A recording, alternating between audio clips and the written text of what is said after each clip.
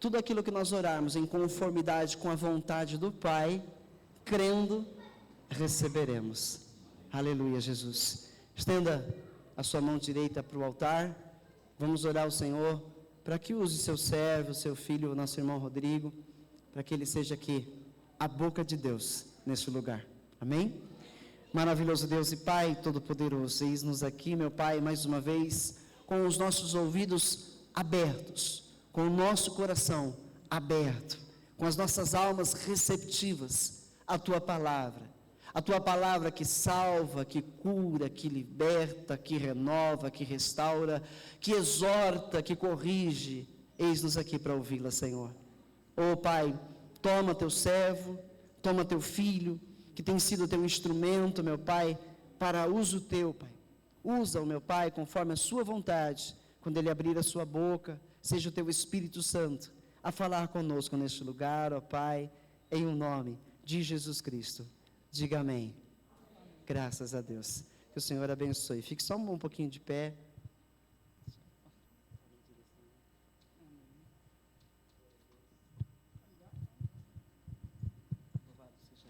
Eu quero cumprimentar a todos com a gloriosa paz do nosso Senhor e Salvador Jesus Cristo. É motivo de alegria estarmos aqui mais uma vez para pregar a palavra do nosso Deus. E eu, quando subo aqui, não me canso de dizer que Deus tem sido bom para conosco. Isso é muito bom. Eu quero compartilhar um texto com os irmãos, que se encontra lá no Evangelho de Marcos, capítulo de número 10, irmãos, do verso 46 ao verso 52. O texto é bastante conhecido, bastante citado, bastante pregado, e eu gostaria de, nesta noite, fazer menção desse texto, trazendo para mim e para você uma boa palavra da parte do nosso Deus, em nome de Jesus. Evangelho de Marcos, capítulo de número 10, irmãos, do verso 46 ao verso 52. Todos acharam? Que diz assim, irmãos: E depois foram para Jericó, e saindo ele de Jericó, com seus discípulos e uma grande multidão, Bartimeu, o cego, filho de Timeu, estava assentado junto do caminho, mendigando. E ouvindo que era Jesus de Nazaré, começou a clamar e dizer: Jesus, filho de Davi, tem misericórdia de mim. E muitos os repreendiam para que se calasse. Mas ele clamava cada vez mais: Filho de Davi, tem misericórdia de mim. E Jesus, parando, disse que o chamassem, e chamaram o cego, dizendo: Tem de bom ânimo, levanta-te, que ele te chama. E ele, lançando de si a capa, levantou-se e foi ter com Jesus. E Jesus, falando, disse-lhe: Que queres que te faça? E o cego lhe disse: Mestre, que eu tenha vista.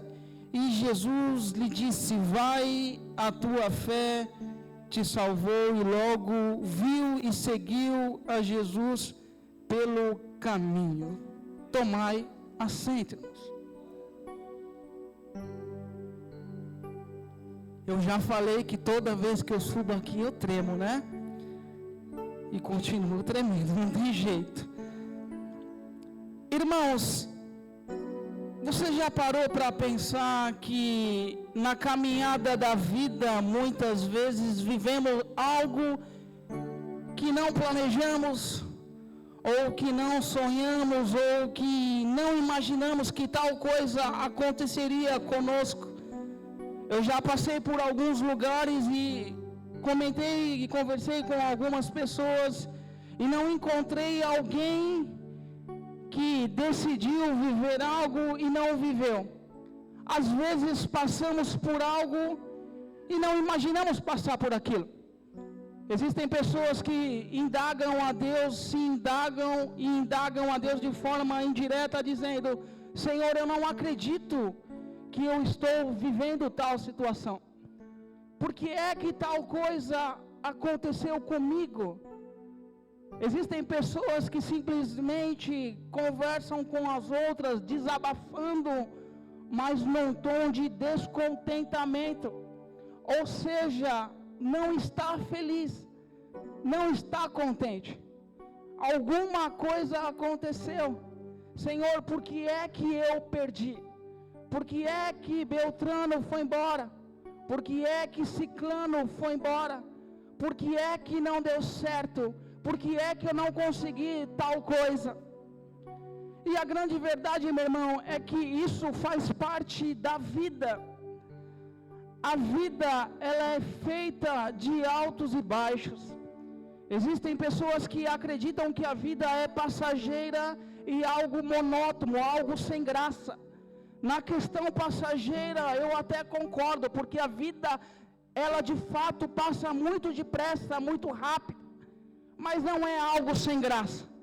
Deus deu a vida ao homem para que ele vivesse a vida de forma intensa. E na caminhada da vida, passamos por altos e baixos. Talvez você não espera, mas é algo que vai acontecer, que está dito, que está escrito no livro dos céus, e nós temos que passar.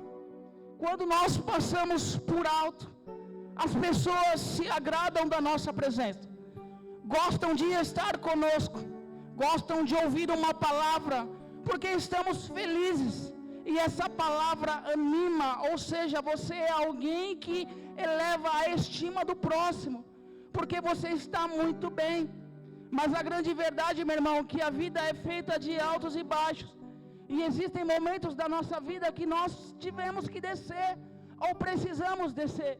Estamos tristes, estamos magoados, e a nossa afeição é clara, porque a Bíblia declara que um coração alegre formoseia o rosto. Mas quando a pessoa está triste, muitas vezes ela recebe uma indiferença. Não, fique para lá, porque se eu chegar muito perto, eu posso contagiar, eu posso ficar para baixo, eu posso ficar melancólico. Isso é a vida, isso é natural. Eu não sei como você entrou aqui hoje, não sei qual é a sua situação. Talvez você está sorrindo de forma aparente, mas dentro de você há uma dor, há uma ferida. Eu quero te dizer, meu irmão, que se você estiver à beira do caminho, ou à margem da sociedade, ou melancólico, ou triste, eu quero te dar uma boa notícia, que o nosso Deus, Ele anda à beira do caminho, e eu quero torcer que nesta noite, Ele te encontre à beira de caminho, e que você receba um rebuliço de Deus. E eu vou achar muito bem feito, sabe por quê, meu irmão? Porque é isso exatamente que você e eu merecemos. Que Deus nos encontre à beira do caminho, ou à margem de uma sociedade, ou desprezado, ou melancólico, e trate para conosco. Esse texto, meu irmão, é um texto extremamente rico. Eu outrora já preguei uma vez sobre ele. E quando eu ministrei, eu fui pelo caminho da cura. É verdade, o texto trata sobre cura, mas o texto ele fala além de cura. O texto relata para nós inclusão. E é isso que eu gostaria de relatar nesta noite. Falar um pouquinho sobre inclusão. Falar que Deus está disposto a trazer você de volta, a nos trazer, a nos levar a Ele. Não importa o problema, não importa a situação, não importa a dificuldade, não importa a luta, mas uma coisa eu sei, Deus está disposto a trazer você para a casa dEle, para os braços dEle, porque existem pessoas que muitas vezes vêm para a igreja arrastada, sem vontade, sem desejo, sem ânimo, mas eu quero torcer para que Deus te encontre à beira do caminho e faça um rebuliço na tua vida. E eu vou achar muito bem feito que isso ocorra. Irmãos, esse texto relata para nós um homem chamado Bartimeu, cego. A Bíblia relata aqui para nós a genealogia dele. Diz que ele era filho de Timeu. A Bíblia não relata para nós quem era Timeu, mas segundo a história, Timeu era um general aposentado, alguém que atuava na cidade de Betel. E a história nos afirma que Roma, ela exerce algumas políticas, e dentre essas políticas era exercer o domínio. A história nos afirma que Timeu, revoltoso com isso, não cedeu. E essa questão gera perseguição, gera prisão e gera execução. Ou seja, a história relata para nós que esse homem, Timeu, general, simplesmente foi assassinado pelo domínio de Roma. A história relata para nós que esse camarada, ele teve os seus bens confiscados, teve tudo aquilo que ele tinha de direito, foi-lhe tomado. Mas ele tinha um filho, de nome Bartimeu. A história relata para nós então que Bartimeu é capturado, é pego e é arrancado-lhe os olhos ou vazado-lhe os olhos. Só que não é lhe tirado a vida, simplesmente ele é ferido. Por quê? Porque Bartimeu, num futuro talvez não distante, se rebelaria contra Roma. E a história de Bartimeu, ela serviria como outdoor ou como carta viva para as pessoas. As pessoas olhariam para ele e diriam: não dá para se levantar contra Roma, porque se alguém se levantar contra Roma, talvez perca a vida, um braço, ou fique cego. E é isso que acontece. E eu quero que você analise o perfil então deste homem. Pare para pensar. Na cultura ou na tradição judaica, a mãe, ela espera o Messias. Mas quando o Messias não vem, que nasce o menino sempre segue os passos do pai. O pai é o exemplo. O pai é o cabeça. Imagine a alegria de Bartimeu olhando para Timeu, talvez dizendo ou pensando: eu quero ser como meu pai. Meu pai era um general, meu pai era um homem de guerra, meu pai era um estrategista, meu pai ele tinha influências, meu pai ele tinha uma patente no braço. As pessoas prestavam homenagem a meu pai. Eu gostaria de ser como meu pai. Mas um certo dia, isso cai por terra. Isso cai por terra. Porque, pare para pensar, ele não tem mais a referência de pai. O pai simplesmente foi assassinado. Imagine aquele garoto, aquele menino, que quando se levantava, procurava olhar a sua feição no espelho, e não conseguia mais ver o seu rosto, porque Roma simplesmente o marcou com uma cegueira. Imagine a decepção dele. Um homem que podia ser alguém na vida, mas que por algum momento na história foi barrado, foi excluído. E a Bíblia declara para nós que ele estava à beira do caminho da cidade de Jericó. Cidade de Jericó é uma cidade maldita após a conquista de Josué. O que nós podemos entender por beira de caminho? Beira de caminho, meu irmão, é lugar de desprezo, é lugar de abandono, é lugar que ninguém dá nada para ninguém. A Bíblia diz que ele ficava lá simplesmente mendigando. Ele estava à beira do caminho. E o texto vai dizendo que Jesus estava passando por lá e ele ouve Jesus de Nazaré e ele começa a dizer: filho de Davi, tende misericórdia de mim. Sabe o que eu aprendo com esse texto, meu irmão? É que nós muitas vezes vamos à beira do caminho porque nos sentimos frustrados. Qualquer probleminha, qualquer frustração, qualquer empecilho é motivo para estarmos à beira do caminho. Existem N situações que nos fazem ir à beira de caminho. Talvez um emprego perdido, talvez uma porta fechada, talvez está tudo bem, você simplesmente vai fazer um exame rotineiro e naquele resultado você pega e fala: não acredito, eu tenho isso, é motivo suficiente para você se entristecer. Uma doença, uma enfermidade, uma queda, um acidente, um mal súbito, tudo é motivo para estar à beira do caminho. Só, meu irmão, que existe uma coisa, e a lição que eu tiro do texto é que nós precisamos depositar as nossas frustrações em Deus. Nós precisamos depositar as nossas frustrações nele, porque muitas vezes nos abalamos, muitas vezes nos entristecemos, ficamos à margem de uma sociedade, ou ficamos acamado, quieto, parado, estacionado, regredindo. É momento de erguermos a mão, erguermos a cabeça para o céu e depositarmos as nossas frustrações nele, porque a Bíblia declara que ele tem cuidado de nós. Não é simplesmente depositar as frustrações no pastor, não é depositar as frustrações no ministério da igreja, não é no irmão, não, é nele. É depositarmos as nossas frustrações nele. Verso 46.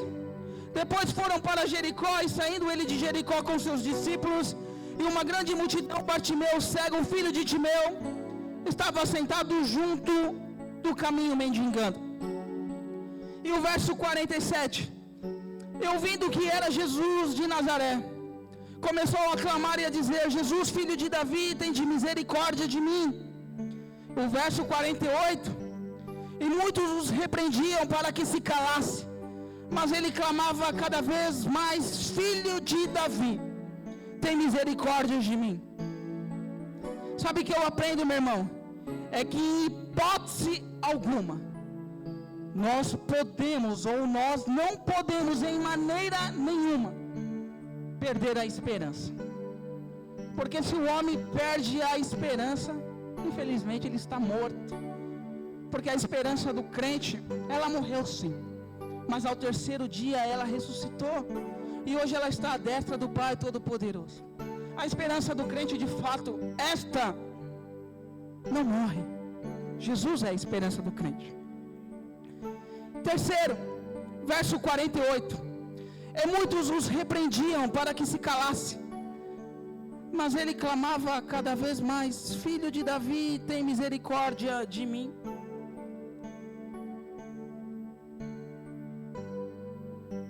Sabe que eu preciso aprender, meu irmão, com esse texto? Eu preciso superar a indiferença das pessoas. As pessoas, de fato, muitas delas, infelizmente, estão pouco se lixando para comigo, está pouco se lixando para você. A multidão quer parar mesmo, a multidão quer brecar. Você não tem futuro, a sua cara é morrer aí à beira do caminho. Mas eu preciso acreditar na simpatia divina, num Deus misericordioso, num Deus longânimo, num Deus amoroso, num Deus que nos capacita, num Deus que nos chama, num Deus que nos escolhe, num Deus que nos livra, num Deus que nos ama. A multidão realmente quer parar, as pessoas querem te diminuir, querem puxar o teu tapete, querem pisar em você, mas eu preciso acreditar na simpatia divina, num Deus misericordioso, num Deus poderoso, num Deus grande, que pagou um alto preço pela minha vida e pela tua vida. Acreditar na simpatia de Deus. Verso 48, irmãos. 49, 48. E muitos os repreendiam para que se calasse, mas ele clamava cada vez mais: Filho de Davi, tem misericórdia de mim. E Jesus, parando, disse que o chamassem.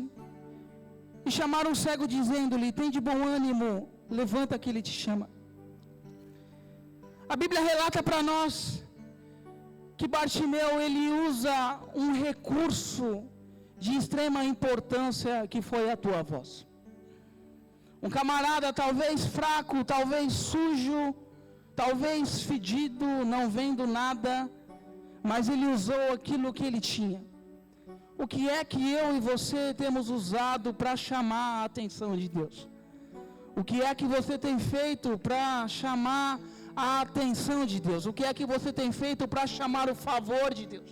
O que é que você tem feito para que Deus olhe por nós? Para que Deus olhe por você? A Bíblia diz que Ele usou a sua voz, a sua garganta. A multidão de alguma maneira quis parar. E é isso que acontece conosco.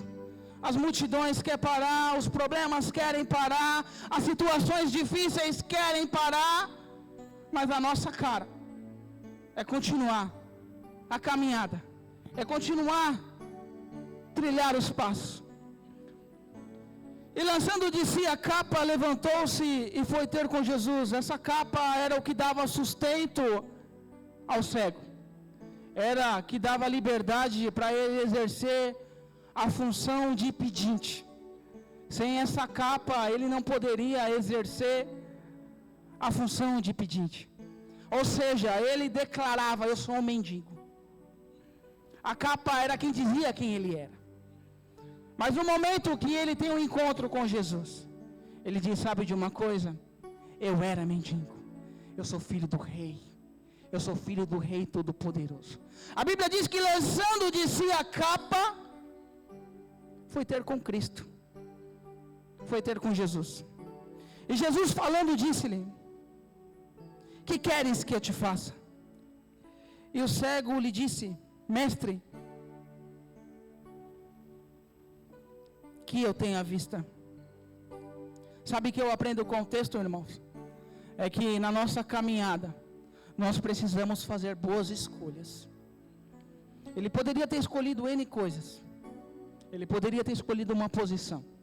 Ele poderia ter escolhido simplesmente sair daquela posição de pedinte, de mendigância. Mas ele soube pedir. Ele disse: que eu torne a ver. Em outras palavras, eu preciso simplesmente do básico. O resto eu corro atrás. Sabe? A Bíblia declara assim: ó, pedi, pedi e não recebeis, porque pedis mal. Existem pessoas que não recebem de Deus porque não sabem pedir. Porque não sabem pedir. O que é que você tem pedido para Deus? O que é que você tem anelado de Deus? O que é que você tem buscado de Deus? É algo supérfluo? É algo para a sua necessidade? Existem pessoas que vão a Cristo simplesmente por aquilo que Ele pode dar. Esse conceito é errado. Eu vou a Cristo porque Ele já fez e Ele já me deu. Ele já pagou. Está pronto. Se Ele quiser me dar bens material, louvado seja Deus. Eu aceito. Mas se Ele não quiser me dar, irmãos, louvado seja Deus da mesma maneira. Porque o alto preço já foi pago. A vida eterna já está garantida. Mas existem pessoas que pedem algo a mais para Deus. Eu quero riqueza. Eu quero prosperidade. Eu quero um bom carro. Uma boa casa. E a grande verdade, meu irmão, é que nós precisamos saber pedir. Muitas vezes nós não recebemos, como diz lá o texto: pedi, pedi e não recebeis, porque pedimos mal. Pedimos aquilo que não vai edificar, ou pedimos aquilo que vai nos distanciar de Deus. Talvez uma casa na praia é motivo de eu não vir aos cultos ao domingo. Talvez uma casa no campo é motivo de eu não vir ao culto à semana. E a grande verdade, meu irmão, é que muitos têm pedido algo simplesmente para essa vida terrena. Eu quero te convidar a você pedir para Deus algo diferente. Peça para Ele sabedoria da palavra. Peça para Ele discernimento. Peça para Ele o dom de emprestar e não pedir emprestado. Peça para Ele o dom de amor, o dom de caridade. Peça para Ele coisas diferentes, não coisas terrenas. Peça para Ele o dom da palavra. Senhor, me usa na Tua palavra. Senhor, me dê o conhecimento da Tua palavra. Senhor, capacita, Deus, a minha vida. Peça para Ele a salvação dos Teus. Senhor, salva a minha casa, salva a minha família. Senhor, salva os meus. Experimenta pedir para Deus algo diferente. Experimenta pedir para Deus algo que alegre o coração dele. A Bíblia relata para nós de um homem chamado Salomão. Ele poderia ter pedido ouro, prata, a cabeça dos seus inimigos, mas ele disse para Deus: Deus, eu quero sabedoria. Eu quero entendimento, porque esse povo é muito. e eu preciso governar esse povo. Aprenda a pedir algo para Deus. Peça, saiba pedir. Saiba pedir. Que Deus nesta noite venha de encontro à tua necessidade. Que Deus nesta noite venha de encontro à tua vida. E se porventura você se encontra à margem da sociedade, se porventura você se encontra ferido, se porventura você se encontra triste, talvez sorrindo para mim, talvez dando risada, mas por dentro magoado, por dentro chateado, por dentro ferido, eu quero desejar que Deus vai ao teu encontro e as coisas não serão mais as mesmas. Algo vai mudar, algo vai acontecer, porque quando Jesus passa pela beira do caminho, as coisas não são mais as mesmas. Algo tem que acontecer, algo precisa mudar, mas você precisa querer. Você precisa se abrir. Falar, Senhor, a minha vida é essa. A minha situação é essa. Ferido, magoado, sangrando, talvez achando que alguém me desprezou. Mas eu tenho certeza absoluta que o Pai Celeste, esse em hipótese alguma, te deixou. Esse em hipótese alguma te abandonou. Ele está disposto a te pegar no colo. Ele está disposto a te carregar nos braços. Ele está disposto a fazer isso por você. Mas é necessário que você dê vazão ao Espírito Santo nesta noite. É necessário que você fale, Espírito Santo, trata com a minha vida. Trata com a minha casa. Trata com a minha família, Deus, porque eu preciso da tua presença. Eu preciso, Deus, da tua pessoa.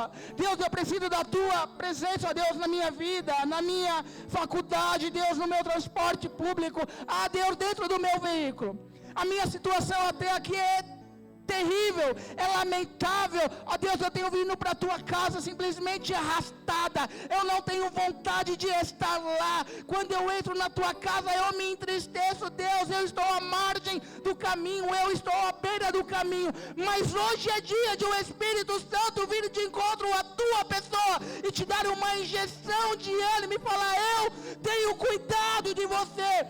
Eu tenho zelado pela tua vida. Você está vivo porque eu tenho te guardado, eu tenho te amparado, eu tenho visto o teu trabalho, eu tenho visto o teu labor, eu tenho visto as tuas dificuldades, eu tenho visto as tuas ansiedades, eu tenho visto os teus anseios. Mas é necessário que você deixe Deus trabalhar na tua vida. Quantos nesta noite precisam dizer para Deus, Deus, é de fato, eu estou à beira do caminho. Eu estou à margem de uma sociedade. Eu fui desprezado, eu fui ferido, eu fui atacado. E não é uma questão de comiseração, não. Não é uma questão de ser coitadinho, não.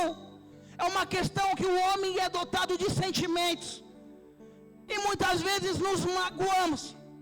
E muitas vezes nos ferimos. E muitas vezes nos machucamos. Mas hoje é dia de Deus sarar com o seu bálsamo. Hoje é dia de Deus te abraçar e falar, não, volta.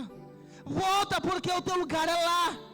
Eu comprei algo para você, eu paguei um alto preço por você. Mas é necessário que você dê vazão à voz de Deus. Se porte de pé e nós vamos orar ao Senhor.